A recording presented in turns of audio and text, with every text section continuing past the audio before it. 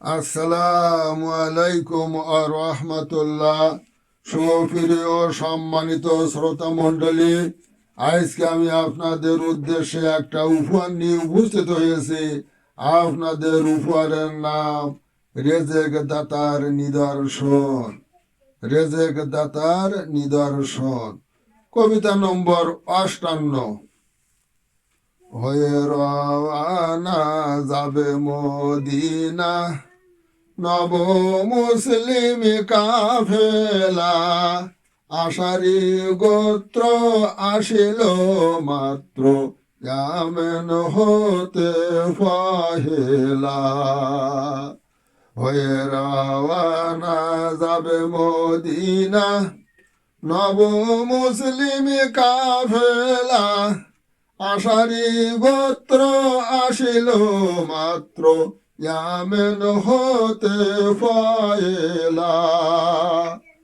খাদ্য খাবার ফুরালো সবার, পড়িল কাফেলা বিপদে, অসীম দেশে পরবাসে কাতর ক্ষুধায় বিষাদে। অবশেষে কাফেলা বসে আলোচনা করে বৈঠকে, কাছে যাবে খবর দেবে নবীর নিকট জনৈকে।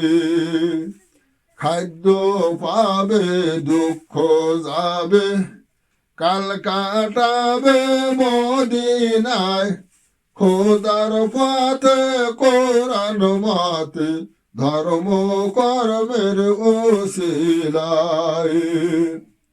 কাছে চলে খবর বলে, খাদ্য আনবে কাফেলায়, নবীর শোনে বলে কেমনে, মনে ভাবে জল্পনায়। বার্তা বাহক শোনে পাঠক, পড়ছে কোরআন নবী হযরত, অর্থ তাহার খাদ্য সবার, দায়িত্বে আল্লাহ পাক ইজ্জত।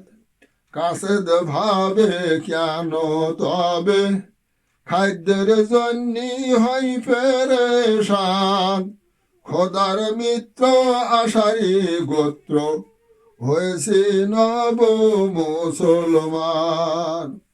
সংবাদ বাহক ফিরল যা হোক, ভরসা প্রভু রব্বানা, বলল সবার পাবো এবার, নেই যে খাদ্যের ভাবনা। বলল সবে নবী তবে, মোদের খাবার পাঠাবে, কয় কাফেলা নেই ঝামেলা, বসে থাকো নীরবে। খামসা ভরে কিছু পরে দুজন মানুষ হাজির হয়, আমরা মুঠি গোস্ত রুটি গ্রহণ করো ডেকে কয়।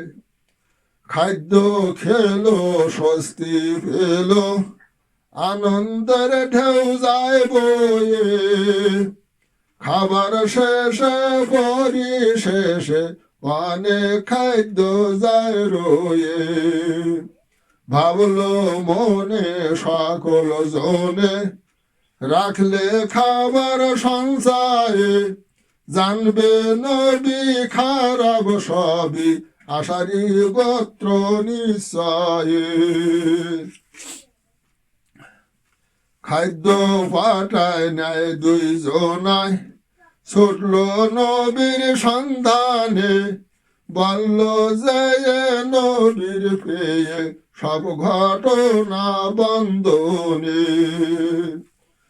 নবী কয় রব দে, নবী কয় বার দে, নবী বার দেয়নি খাবার, দেশে প্রভু দয়াময়, যিনি সবার খাদ্য দেওয়ার দায়িত্বে আছে সব সময়। কয় নবীবার দেয়নি খাবার দেশে প্রভু দয়াময় যিনি সবার খাদ্য দেওয়ার দায়িত্বে আছে সব সময়